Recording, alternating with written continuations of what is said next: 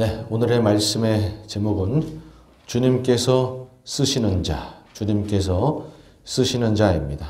사사기 6장 14절에서 16절의 말씀을 근거로 오늘 말씀을 나누도록 하겠습니다. 오늘 재직 및 남녀 선교회 헌신 예배를 맞이해서 저희 교회 재직회 가운데 그리고 남녀 선교회 가운데 놀라운 부흥이 임하기를 주님의 이름으로 축복합니다. 아멘. 자, 오늘은요, 하나님께서 어떤 자를 사용하시는지, 쓰시는지 살펴보면서 은혜를 누리고자 합니다. 첫 번째는요, 하나님은 부족한 자를 사용하신다입니다. 하나님은 부족한 자를 사용하신다. 성경에 대표적으로 부족한 인물인데 주님께 쓰임받은 인물을 선택하라 그러면 다섯 번째 사사인 기드온을 언급할 수 있을 것 같습니다. 여호와의 사자가 나타나서 기드온에게 말하기를 큰 용사라고 말하고 있습니다. 그런데 과연 기드온이 큰 용사가 맞는지, 그에 걸맞는 인물이 맞는지 한번 우리가 살펴보기 원하는데요. 사사기 6장 15절 말씀을 함께 읽도록 하십니다. 시작. 그러나 기드온이 그에게 대답하되 주여 내가 무엇으로 이스라엘을 구원하리이까 보소서 나의 집은 므낫세 중에 극히 약하고 나는 내 아버지 집에서 가장 작은 자니이다 하니. 기드온이 스스로 고백하기를 우리 집안은 그렇게 큰 집안이 아니고 별 볼 일 없는 집안입니다 라고 고백하고 있어요. 물질적으로도 그렇고 위치적으로도 그렇고 우리 집안은 그렇게 훌륭한 집안은 아닙니다. 그리고 내 스스로도 작은 자다.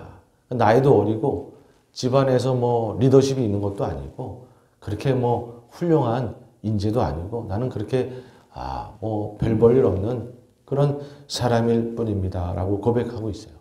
객관적인 눈으로 볼 때 기드온이라는 이 사람은 훌륭하거나 준비된 인재 그런 거하고는 어떻게 보면 거리가 멀다라고 볼 수 있습니다. 그러면 힘이라도 세고 용사고 담대하고 그랬는가? 그것도 아닌 것이죠. 사사기 6장 11절 말씀을 지금 한번 읽도록 하십니다. 시작. 여호와의 사자가 아비에셀 사람 요아스에게 속한 오브라에게 이르러 상술나무 아래에 앉으니라. 마침 요아스의 아들 기드온이 미드안 사람에게 알리지 아니하려 하여 미를 포도주 틀에서 타작하더니. 그러니까 이 기드온이 살던 시대는 어떤 시대냐 하면 동부 사막의 미디안이라고 하는 유랑 민족이 이스라엘을 나날이 괴롭히던 그런 시기였어요. 추수 때만 되면 와가지고 다 쓸어가고 백성들을 괴롭히던 이스라엘이 혹독한 고난 속에 있던 때였어요. 그럴 때에 이 기드온이 그러면 미디안 족속을 대항해서 담대하게 물리치고 그랬는가? 아니요. 무서워서 숨었던 그런 인물입니다. 그가 밀타작을 하는데요. 이제 그림을 보시면 보통 밀을 타작하려면 이렇게 좀 넓은 곳에, 또 다음 그림도 보시면 이렇게 좀 넓은 곳에서 바람이 좀 훌훌 잘 불고 이런 곳에서 밀타작을 하기 마련입니다.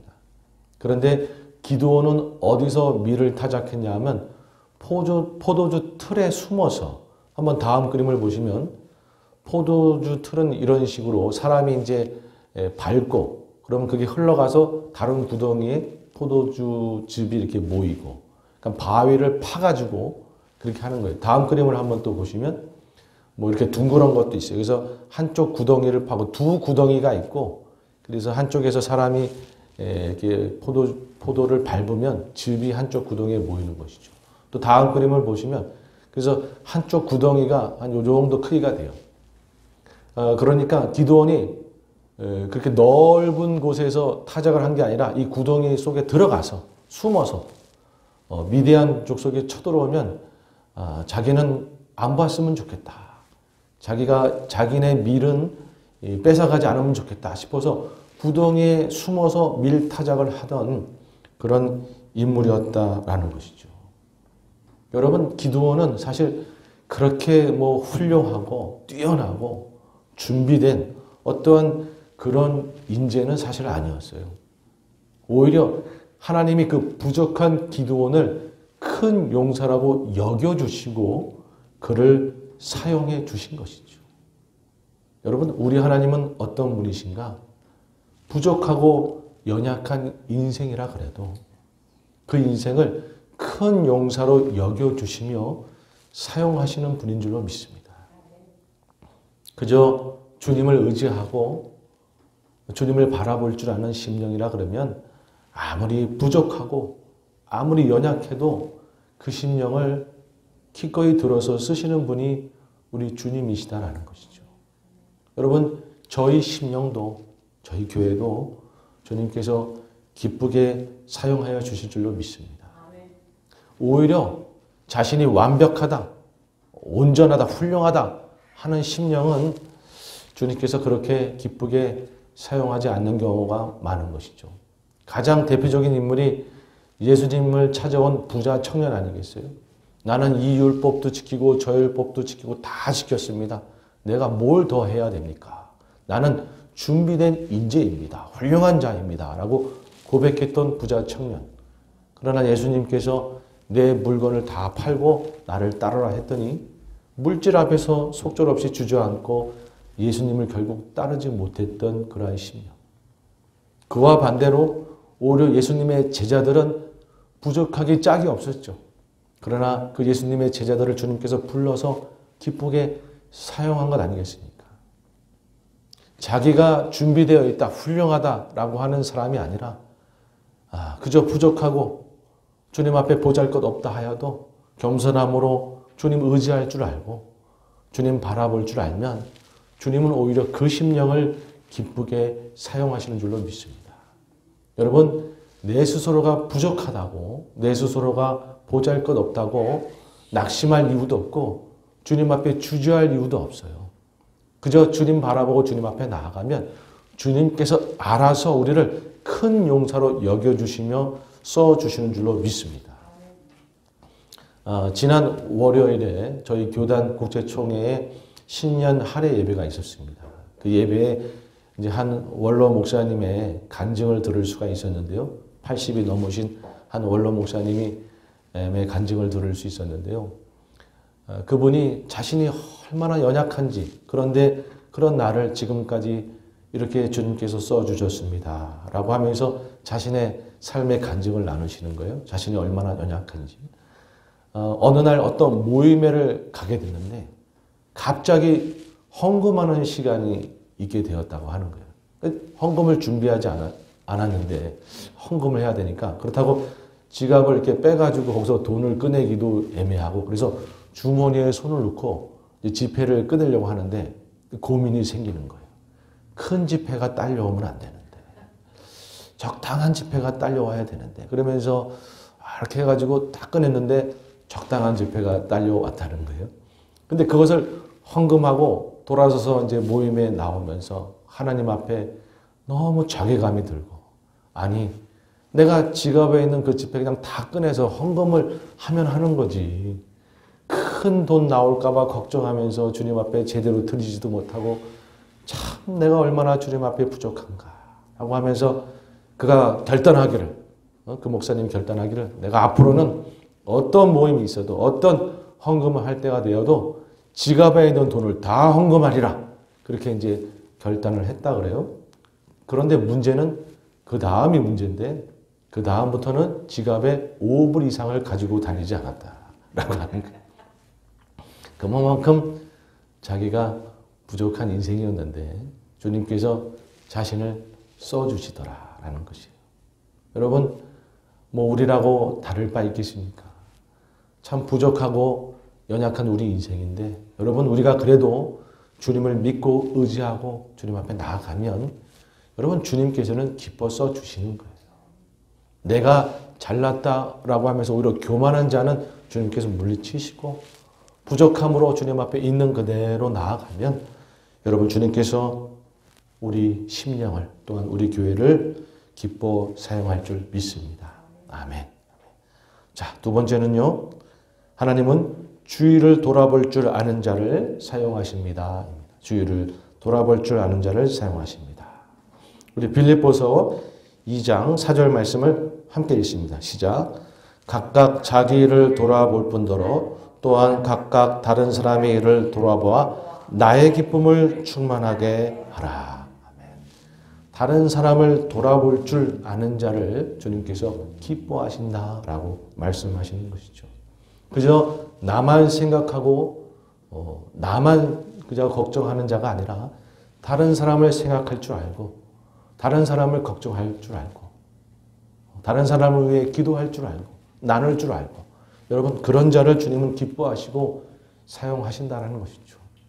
여러분 그도 그럴 것이 자기만 생각하는 자를 어떻게 사용하시겠어요? 다른 사람을 생각할 줄 알고 기도할 줄 알고 나눌 줄 알고 베풀 줄 아는 자를 주님은 기뻐 사용하시는 것이죠. 여러분 알다시피 지금 LA 지역에 산불이 크게 나지 않았습니까? 4만 에어커 이상이 지금 탔다고 그러고 12,300채 이상이 지금 불에 타버렸는데 정말 이 안타까운 지금 상황에 있습니다. 우리 성도님들 중에도 어려움을 또 겪기도 하고 그랬는데요. 이럴 때일수록 우리가 서로를 기억하고 또 필요한 거 있으면 걱정이 되는 부분들이 있으면 서로 돕고 연락도 하고 그래야 될 줄로 믿습니다. 그리고 또 이 지역에 어려움 당하는 그런 사람들을 위해서 우리가 기도할 줄 알고 나중에 또 우리가 물질로 도울 때가 있으면 또 함께 참여하고 여러분 그렇게 어려울 때 주위를 돌아보고 생각할 수 있는 그런 자가 될 때에 여러분 주님은 기뻐하는 줄로 믿습니다. 그리고 그렇게 할 때에 주님의 말씀을 성취하는 우리 심령이 되는 거예요. 갈라디아서 6장 2절 말씀을 함께 읽습니다. 시작.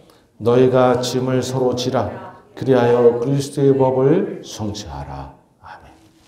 여러분 도움이 필요한 상황 가운데 있을 때 우리가 서로 짐을 질 때에 말씀이 성취가 되는 것이죠. 지금 이 어려운 때에 우리가 기억나시는 대로 서로 기도하고 또 우리가 섬길 부분들이 있으면 섬기는 그러한 우리 심령 우리 교회가 될 때에 주님께서는 더욱 우리 교회를 아름답게 사용하실 줄로 믿습니다. 아멘. 자, 마지막 세 번째는요. 끝까지 순종하는 자를 사용하십니다. 끝까지 순종하는 자를 사용하십니다. 여러분 순종에 있어서 주님 앞에 헌신에 있어서 가장 중요한 건 뭐냐면요. 포기하지 않는 거예요. 죽이 되든 밥이 되든 끝까지 주님을 따라가면서 주님 앞에 삶을 드리며 섬기는 것. 끝까지 가는 것이 여러분 중요한 겁니다. 우리가 부족할 수 있고 중간에 실수도 할 수 있고 뭐 잘못된 것도 할 수가 있고 그래요. 그렇다고 중간에 포기하는 것이 아니라 어찌됐든 끝까지 섬겨 나가는 것. 여러분 그것이 중요한 거예요. 여러분 아브라함이라고 하는 이 인물은 이 믿음의 조상 아브라함은 사실 그렇게 훌륭한 분은 아니셨어요. 아브라함은 끝까지 인내하면서 어찌됐든 가서 100세의 아들을 낳는 그러한 순종을 했던 것이지 사실 그렇게 훌륭한 분은 아니셨던 것이죠. 여러분이 알다시피 아내를 2번이나 누이라고 속여서 목숨을 부지했던 그런 인물 아닙니까? 창세기 12장에 애굽왕 바로왕, 애굽의 바로왕에게 아내를 누이라고 속이기도 하고 또 창세기 20장에 보면 블레셋 그랄왕 아비멜렉에게 또 자신의 아내를 누이라고 속이죠. 이 그랄왕 아비멜렉에게 속일 때는요. 이삭을 낳기 직전이었어요. 아브라함이 99세 때, 사라가 89세 때 직전이었습니다. 여러분 그때 일이 잘못되면 어떻게 합니까? 그렇게 부족한 인생이었는데 어찌됐든 주님을 따라서 그냥 간 거였었죠. 그리고 여러분 알다시피 그 아내 사라가 하갈하고 그렇게 동침해서 자식을 낳아 나는 이제 더 이상 아기를 낳지 못할 것 같다. 그게 하란을 떠나온 지 한 10년쯤 되었을 때였습니다. 그때 아브라함의 반응이 어땠는가? 창세기 16장 1절 이하의 말씀을 함께 읽습니다. 시작. 아브라함의 아내 사레는 출산하지 못하였고 그에게 한 여종이 있으니 애굽 사람이요 이름은 하갈이라. 사레가 아브라함에게 이르되 여호와께서 내 출산을 허락하지 아니하셨으니 원하건대 내 여종에게 들어가라. 내가 혹 그로 말미암아 자녀를 얻을까 하노라 하며 아브라함의 사라의 말을 들으니라. 여기 보면 아브라함이 사라가 도저히 나는 애를 낳을 그게 안 되니까 하갈하고 동침해서 애를 낳으세요. 이렇게 할 때 아브라함이 무슨 소리인가? 우리가 믿음을 가져야지. 끝까지 그렇게 해야지. 이게 무슨 소리야? 라고 했으면 좋았을 텐데 그게 아니라 그래 볼까? 그냥 하갈하고 그냥 해서 애를 낳아볼까? 그랬던 거 아니겠어요? 여러분 아브라함은 어떻게 보면 그렇게 훌륭한 아주 뛰어난 그러한 인물이었다고 보기는 힘든 부분이 많은 것이죠. 그러나 아브라함은 죽이 되든 밥이 되든 끝까지 하나님을 따라갔어요. 끝까지 따라가서 75세에 하늘을 나와서 25년간 주님을 따라가서 100세에 이삭을 낳게 되었던 것이죠. 오랜 세월 속에 그가 실수도 하고 부족하기도 하고 연약한 모습을 보이기도 했지만 어찌됐든 끝까지 그가 나아가서 100세 때에 아들을 낳았던 것이죠. 여러분 중요한 것은 그가 부족했지만 끝까지 어찌됐든 따라가서 순종하고 그렇게 나아가니까 성경에는 그를 어떻게 기억하고 있는가. 로마서 4장 19절 이하의 말씀을 함께 읽습니다. 시작. 그가 100세나 되어 자기 몸이 죽은 것 같고 사라의 태가 죽은 것 같음을 알고도 믿음이 약하여지지 아니하고 믿음이 없어 하나님의 약속을 의심하지 않고 믿음으로 견고하여져서 하나님께 영광을 돌리며 약속하신 그것을 또한 능히 이루실 줄을 확신하였으니 그러므로 그것이 그에게 의로 여겨졌느니라. 아멘. 사실 어떻게 보면 이 말씀에 저희가 동의하기는 힘든 거잖아요. 그가 믿음이 약해진 때도 있었고 연약한 때도 사실 있었는데 하나님은 그를 어떻게 기억하고 있는가? 믿음이 견고하였다. 하나님께 영광을 돌렸다. 하나님 앞에 확신을 가졌다라고 기억하고 있는 거예요. 어찌됐든 실패하고 실수하고 연약하고 부족한 모습을 보이더라도 끝까지 어쨌든 따라가서 어쨌든 삶을 들이며 따라가서 나아갔더니 그래서 100세의 결국에는 아들을 낳게 그렇게 되었더니 하나님이 기억하는 것은 뭐다? 잘한 것만 기억하시더라. 그리고 좋게 기억하시더라. 여러분 이것이 너무 중요한 것이에요. 우리 옛말에 끝이 좋으면 다 좋다라는 말이 있지 않습니까? 어찌됐든 끝까지 나아가기만 하면 여러분 끝까지 나아가기만 하면 주님은 우리를 훌륭하다라고 기억하실 줄로 믿습니다. 우리의 좋은 것만 기억하시고 잘했다, 충성된 종아라고 기억하시는 거예요. 여러분 그래서 우리가 섬김에 있어서 정말 중요한 건 뭐냐면 부족해도 괜찮아요. 실수해도 괜찮아요. 연약해도 괜찮습니다. 포기하지 않고 끝까지 주님을 따르며 섬기며 나아가기만 하면 되는 거예요. 그러면 주님께서는 우리를 잘했다, 충성된 종아, 충성된 종으로 기억해 주실 줄 믿습니다. 여러분 예수님의 제자들도 보시기 바랍니다. 부족한 인생들이었죠. 그러나 그들이 끝까지 어찌됐든 끝까지 갔어요. 여러분 예수님의 제자 중에 가룟 유다는 예수님의 제자들 중에서 어떻게 보면 가장 훌륭했던 인재였죠. 그래서 회계를 담당했던 거 아니겠어요. 그러나 가룟 유다는 결국에는 포기하고 예수님을 팔아버리고 믿음을 저버리지 않았습니까? 그러나 다른 제자들은 가룟 유다보다 부족했는지는 모르지만 베드로는 예수님을 3번이나 부인하고 다른 제자들은 예수님 잡혀갈 때 다 도망가고 그렇게 실수하고 부족한 모습을 보일지 모르지만 어찌됐든 끝까지 쫓아가서 예수님 승천하는 모습 보고 성령이 임할 때까지 기다리고 기도하고 어찌됐든 끝까지 간 거예요. 그랬더니 성령을 받고 놀라운 사명을 감당하더라라는 것이죠.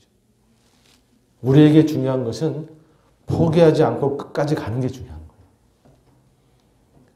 이스라엘의 적국 아람 왕의 아람 왕 군대 장군 나아만 장군이 있죠. 여러분 그 나아만 장군이 엘리사 선지자가 요단강에 7번 몸을 씻으라라고 얘기할 때 이리 불평하고 저리 불평을 했어요. 그러나 어찌됐든 끝까지 7번을 씻고 나니까 그의 나병이 난 거 아니겠습니까? 끝까지 순종하고 끝까지 나아가기만 하면 여러분 주님께서는 은혜를 베푸시는 거고 우리 가운데 정말 놀라운 것들을 부어주시는 거고 우리를 충성되다 기억해 주시는 줄로 믿습니다. 여러분 우리의 부족한 것 그거 보지 마시고 상황이 어떠한 것 그거 보지 마시고 주님 바라보면서 끝까지 나아가시기 바랍니다. 주어진 것에 끝까지 충성하면서 여러분 섬기며 나아가시기 바랍니다. 그러면 주님께서 우리를 충성된 종으로 기억해 주실 줄 믿습니다. 자, 이제 말씀을 마치고자 합니다. 오늘은 재직민 남녀성교회 헌신 예배로 드리고 있는데요. 여러분, 우리가 부족해도, 우리가 연약해도 괜찮습니다. 주님만 믿고 의지하고 끝까지 따라가기만 하면 되는 거예요. 끝까지. 그러면 주님께서 우리를 아름답게 사용하시고 때마다 놀라운 은혜를 부어주시고 또 주님의 사명 감당하도록 하시고 그리고 결국에는 충성된 종으로 그렇게 기억해 주실 줄 믿습니다. 아무쪼록 그 주님만을 믿음으로 바라보시면서 끝까지 충성되이 섬기며 나아가는 저희 모두가 되기를 주님의 이름으로 축복합니다. 아멘.